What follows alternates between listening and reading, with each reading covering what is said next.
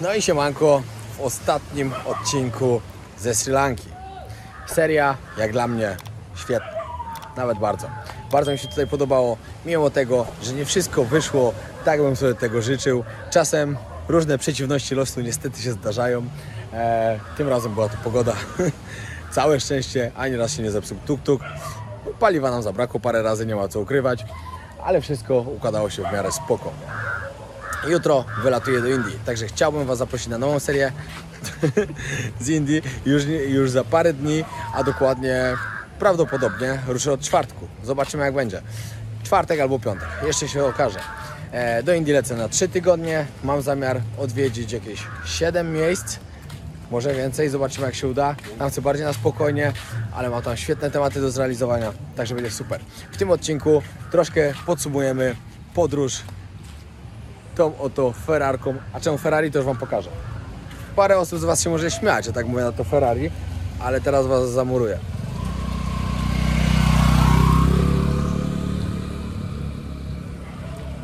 I co?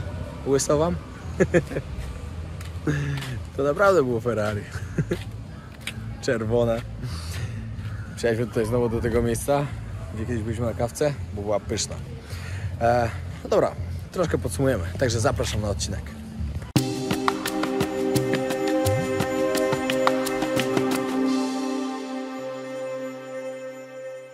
No to fajnie by było zacząć od tego. Chcemy to jeszcze zrobić teraz na tle tuk-tuka.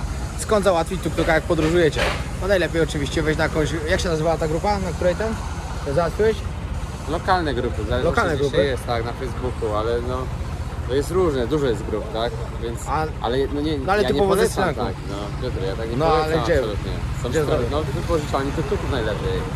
Ale tutaj gdzieś się waligami albo Nie, no jest w Negambo jest, obok lotniska, tuktukrental.com. No ale jak ktoś przyjedzie na przykład tutaj, no to musi jest takiej grupy. No no wiesz, jest problem, bo trzeba zostawić paszport, a paszportu się nie powinno zostawiać. Nie zostawiajcie. Najlepiej, żeby ewentualnie się odezwali do mnie, albo szukali wypożyczalni w internecie, bo prywatne wypożyczalnie tuk-tuka może się różnie skończyć i ja osobiście nie polecam. No, my znamy osobę, o której pożyczyliśmy i była godna zaufania i też nam pożyczyła bez żadnych dokumentów i tak dalej, ale to układ taki koleżeński, a normalnie różnie się takie wypożyczenia kończą, bo się oddaje tuk-tuka i nagle się okazuje, że trzeba zapłacić 3 razy więcej za wypożyczenie, bo ktoś się przyczepia do jakichś drobnych rzeczy, a ma wasz paszport i nie macie wyjścia. No wiadomo, ja przerysowałem felgę, mam nadzieję, że się nie kapną.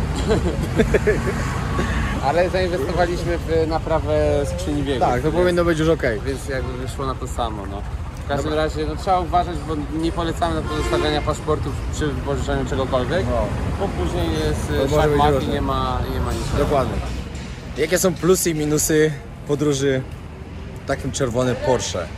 Oto plusem przede wszystkim było to, że teraz była pogoda jaka była. Codziennie praktycznie padało. Jakbyście podróżowali na motocyklach, albo my jakbyśmy podróżowali na motocyklach, tak jaki był początkowy plan? Aha, czekajcie, muszę dokończyć, bo musimy wziąć rzeczy, bo one muszą umyć furę. No tak jak mówiłem, dla mnie największym plusem było to, że można było się schować przed deszczem. No nie padało na nas po prostu. Rzeczy były suche, plecaki suche, no najważniejsze to było przede wszystkim. Nawet jak... To nie jest tak, że my teraz nie trafiliśmy z pogodą, bo dostałem komentarze: o, chyba wiedziałeś, na co się piszesz, wiedziałeś jaka będzie pogoda. No oczywiście, że nie wiedziałem całkowicie, bo ja nie jestem wróżką i nie da się przewidzieć całkowicie jaka będzie pogoda. Tym bardziej, że to jest wyspa. Są tutaj, wiecie, inna pogoda jest nad oceanem, inna jest w górach, inna jest na północy, inna na południu, inna na wschodzie, inna na zachodzie. No, tak to tutaj wygląda. Także komentarze mogłeś przewidzieć pogodę są bardzo głupie. Tak to wygląda. No i to był taki największy plus. Co do kosztów, płaciliśmy 40 zł za wynajęcie za dzień. Ale to było tak, że trochę mieliśmy po znajomości. Ile kosztuje z wypożyczalni? Dokładnie Wam nie powiem, bo nie wiem. Ale przygoda była naprawdę świetna. Także myślę, że śmiało mogę Wam polecić podróż takim tuk-tukiem. Tylko nie myślcie, że to jest łatwe, bo nie jest łatwe. Filip na przykład nie potrafił kierować. Dla mnie to nie był żaden problem, bo ja potrafię wszystkim jeździć. Tak nie ukrywając. No ja mam po prostu prawo jazdy prawie na wszystkie kategorie i ja do czego wsiadam, w tym jadę. Nie mam z tym żadnych kompletnie problemów. Tuk-tuk palił nam około 5 litrów na 100 km, czasem więcej, czasem mniej, no przeważnie więcej, bo albo jechaliśmy na przykład jak dzisiaj cały czas full gas, bo była dobra droga, albo po górach, jak jedziecie cały czas, wiecie, pod górkę też więcej pali. No, ale ogólnie nie jest jakoś tak na maksa źle. No tutaj paliwo kosztowało 3 zł, także co to jest? Parę groszy, tak naprawdę. Kolejną rzeczą, o której trzeba wspomnieć, jest to, żebyście nie popełniali naszego błędu. Czyli podróż w całej Sri Lance w ciągu 11 czy 12 dni, jakoś tak to zrobiliśmy. Ogólnie na Sri Lance byłem prawie 3 tygodnie, ale akurat podróż tuk-tukiem.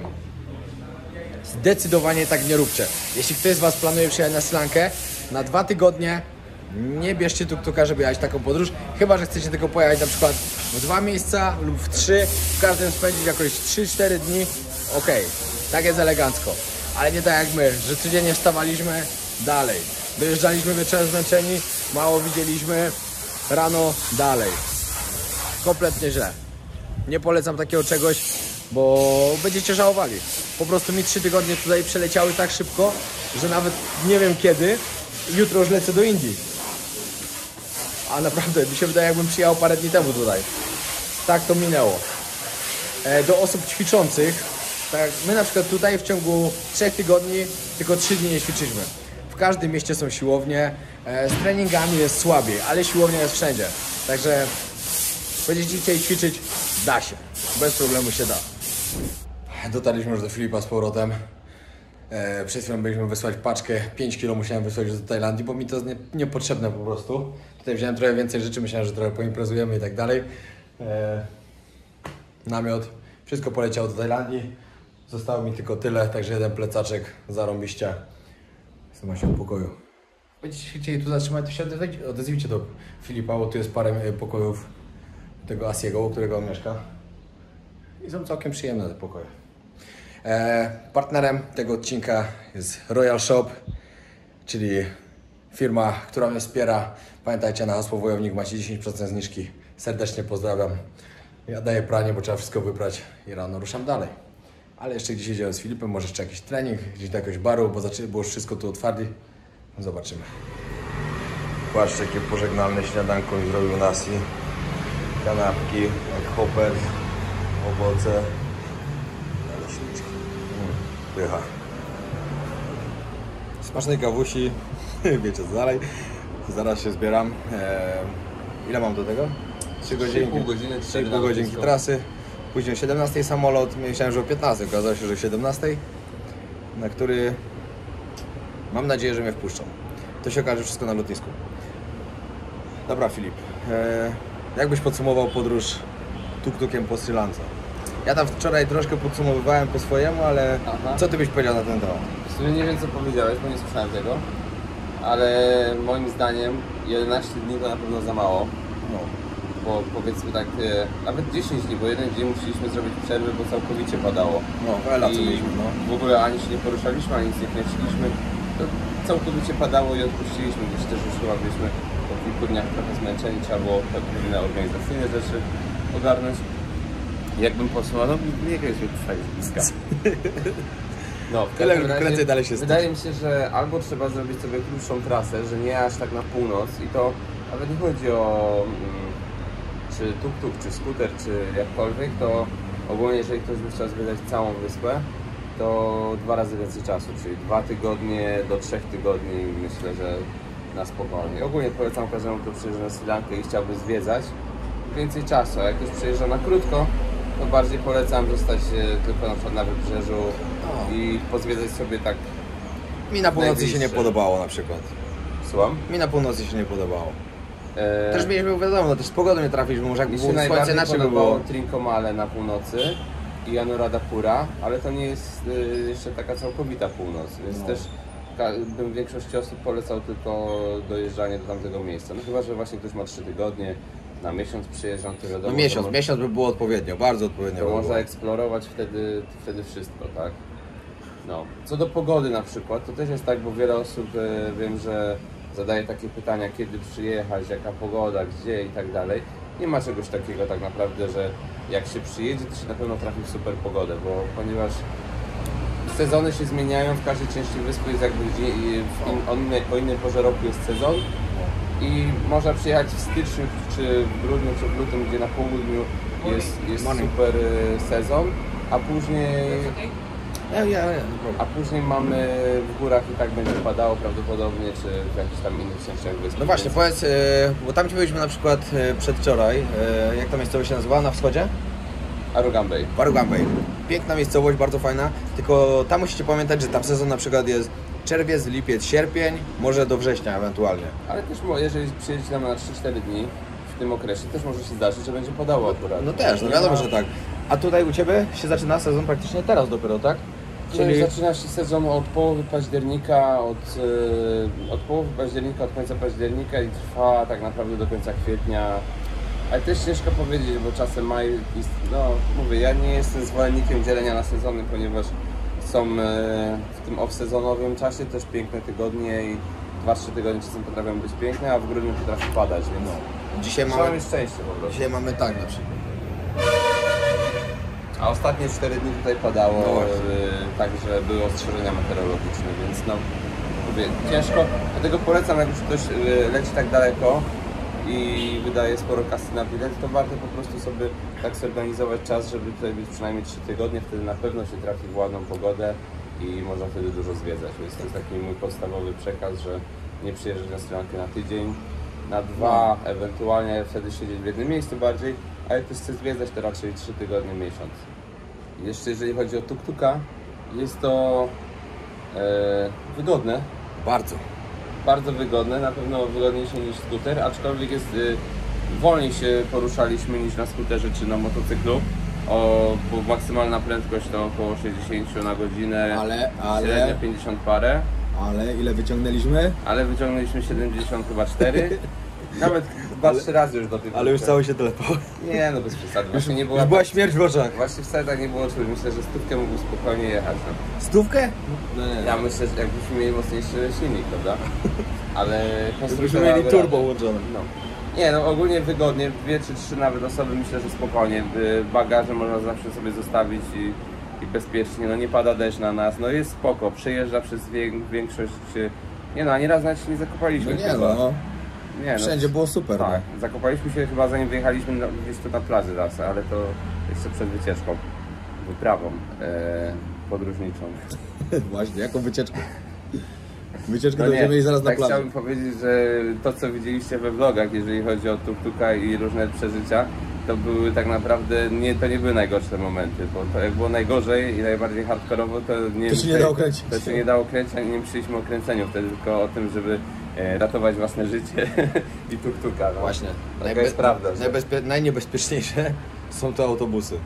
I Jak jedzie na was naprzeciwko autobus, uciekajcie gdzie się da, bo on nie zjedzie. Wy musicie zjeżdżać. autobusy, ciężarówki. I powiem szczerze, też jeżeli ktoś nie ma doświadczenia w jeżdżeniu po Azji i to takiego dużego doświadczenia, że na przykład mieszka w Tajlandii, czy no jeździł po prostu skuterami, motorami, Wietnam, Tajlandia powiedzmy, czy w Indię, jakiś Pakistan, to ja nie polecam komuś przyjeżdżać i brać sobie tuk-tuka na przykład i podróżować po wyspie, bo się może po prostu źle skończyć. Jest to bardzo niebezpieczne. Każdego dnia mieliśmy po kilka sytuacji, gdzie po prostu nas spychali z drogi i tylko dzięki doświadczeniu tak naprawdę i umiejętnościom jakimś to udało się uniknąć po prostu wypadków. No. A nieraz widzieliśmy, na nas jest bardzo dużo wypadków drogowych. No. Dlatego jak ktoś chce podróżować, to ja jednak polecam najbardziej wziąć sobie kierowcę z autem i kosztuje to około $50–60 za dzień. Nieważne ile jest osób i po prostu w ten sposób komfortowo podróżować. A jak ktoś ma duże doświadczenie podróżnicze i jest żądny przygód, to wtedy skuter, ewentualnie tuk-tuk, ale to już jest dla takich zaawansowanych podróżników. Jak ja. Ale dzisiaj jest pięknie. Idealnie. Idealnie. Dobra Filip, na co jeszcze ludzie powinni uważać, jak tutaj przyjeżdżają? Tak, na pewno polecam każdemu, jeżeli chodzi o wybór hoteli, restauracji, to sprawdzać opinie na TripAdvisor albo na Google, czy z polecenia. No bo nawet my jak podróżowaliśmy, to ja parę miejsc znałem, więc tam było super. Parę miejsc sprawdzaliśmy i też było super, ale tak jak braliśmy sobie losowo jakieś miejsca, to już różnie bywało.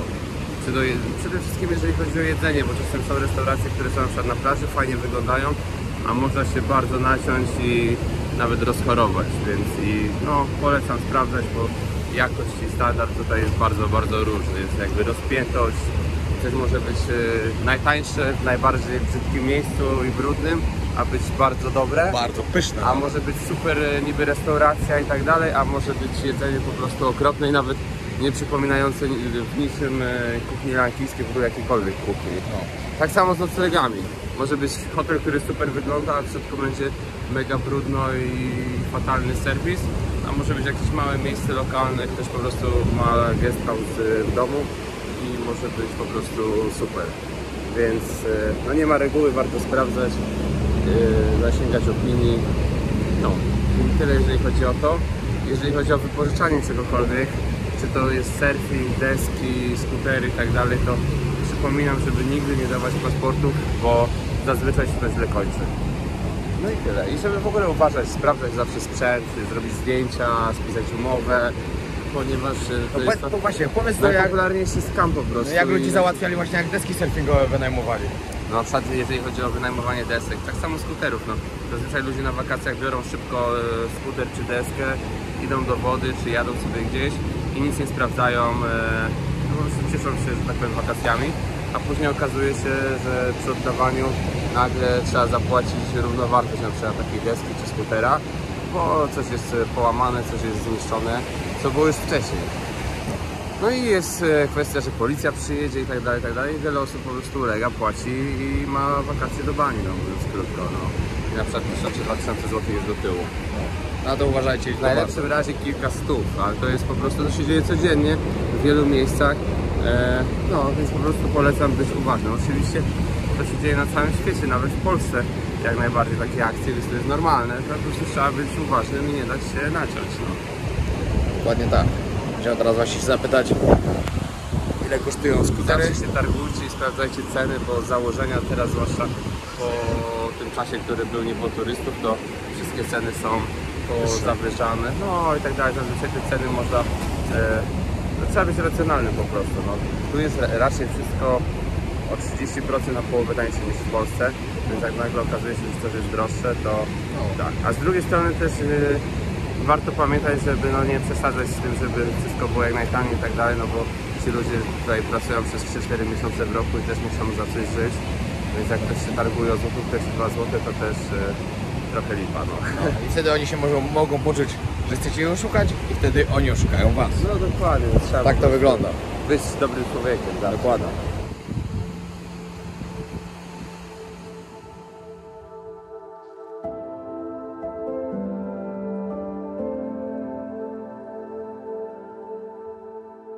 No czekaj, ja teraz jeszcze powiem, jakie są moje spostrzeżenia na temat przyjazdu na Sri Lankę. Jestem tutaj drugi raz. To już dość trochę zobaczyłem, mogę tak śmiało powiedzieć. Tym razem zdecydowanie więcej niż ostatnio.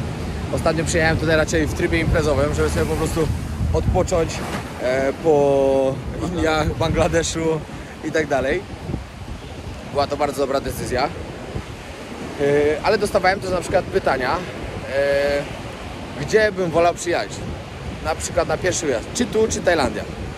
No to moim zdaniem Tajlandia. Tajlandia, moim zdaniem też. Zdecydowanie też Tajlandia, nie? Moim zdaniem No. też. Ale to jest zupełnie inna... No zupełnie co innego. No. Zupełnie. Ale tak jak porównuję, jak ktoś zapytał pierwszy raz, to moim zdaniem Tajlandia, bo Tajlandia ma dużo więcej do zaproponowania przede wszystkim. Tańsza nie jest, no bo jest droższa, nie ma co ukrywać. Trochę dalej, więc też jest No, dodatkowy. jest troszkę dalej, ale no tak, dla mnie zdecydowanie lepiej Tajlandia. Ale pod każdym względem jest trochę inaczej, jest inny klimat, Inni ludzie przede wszystkim, inni ludzie, no wszystko jest inne. jedzenie inne. Nie, dla mnie tajska kuchnia to jest numer 1 na świecie. No tak. Bo Ale- jest bardzo łatwa do zrobienia, różnorodna i przepyszna. bardzo, bardzo Ale pyszna. jak już ktoś był w Tajlandii, to ja polecam Sri Lankę jako kolejny kierunek, bo jest tak samo łatwo w podróżowaniu, da się tu wszystko łatwo dogadać, załatwić. Dużo osób mówi po angielsku, tak naprawdę większość. No.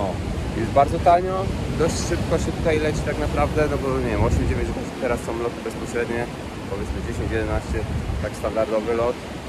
No i polecam każdemu tylko na 3 tygodnie najlepiej. Tak, no. Bo tu odległości są duże między takimi jakimiś fajnymi atrakcjami, między różnymi miejscami, po prostu trzeba troszeczkę pojeździć, a jeżdżenie po wyspie też jest czasochłonne, bo te drogi są w dobrym stanie, ale no nie jeździ się jakoś szybko, nawet auta jeżdżą wolno tutaj, no autostrad prawie nie ma, są dwie w sumie autostrady. No ale tam Gdzie tylko też jest można samochodem ograniczenie wjechać. prędkości i tylko samochodem można jechać, więc to polecam zawsze sobie wziąć dużo czasu. Jak jest do przejechania 100 km, to trzeba liczyć, że to jest 2,5 godziny na przykład, albo 3 nawet czasem. Tak.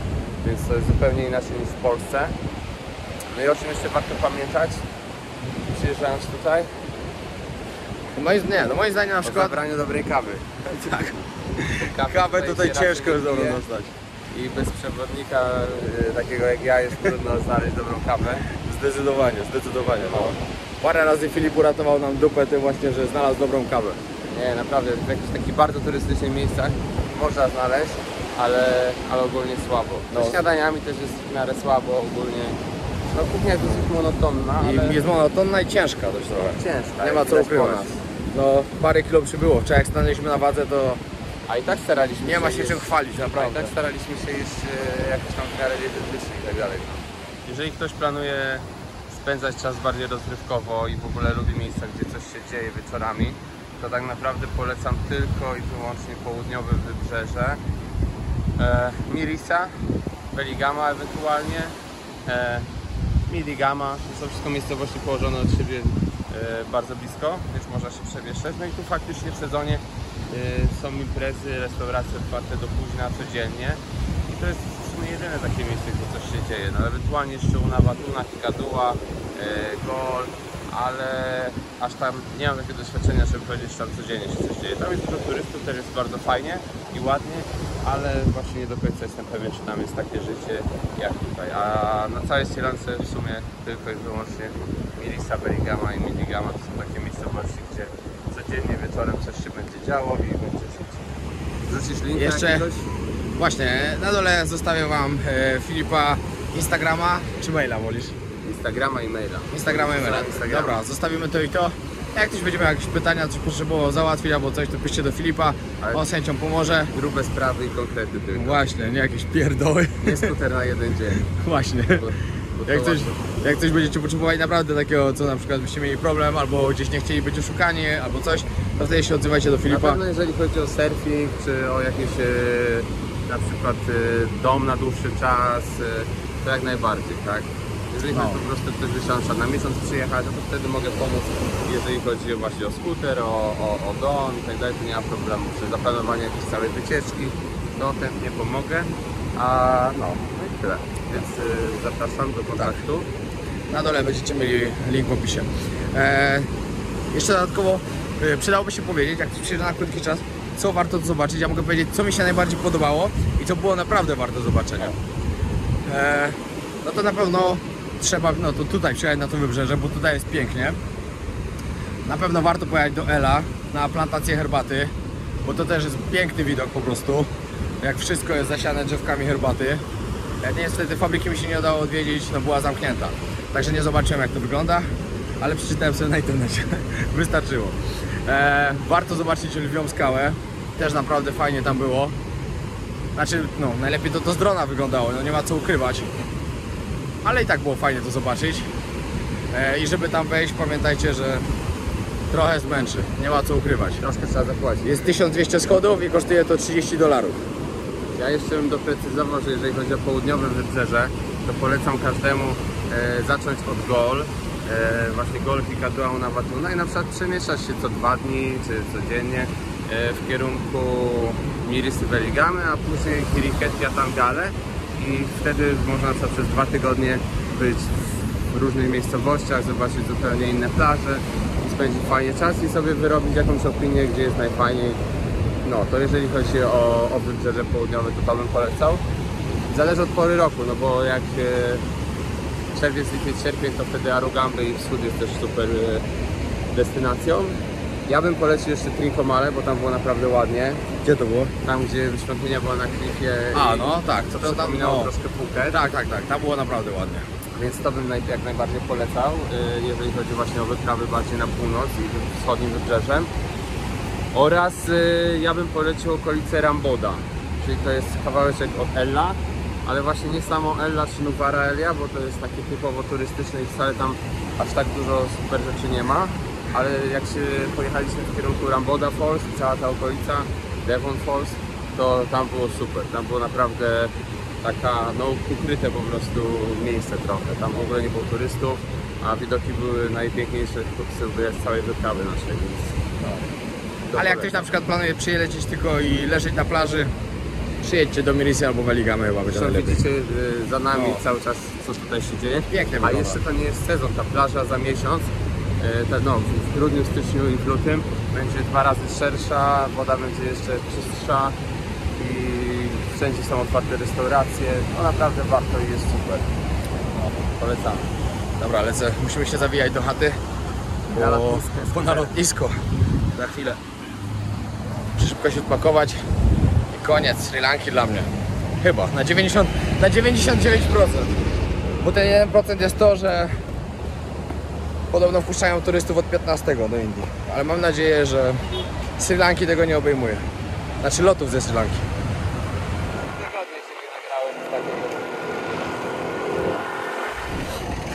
Na dworcu już jestem. Okazało się, że nie mam autobusu na lotnisko. Muszę jechać z przyjaciółkami. Ale blisko, po drodze. No, dobra, myślę, że namy lecimy dalej.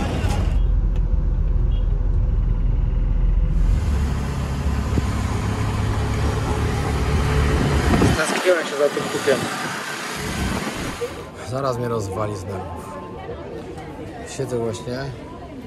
Próbuję wypełnić aplikację, której się nie da wypełnić. Nie wytrzymam zaraz. I nie chcą mnie wpuścić.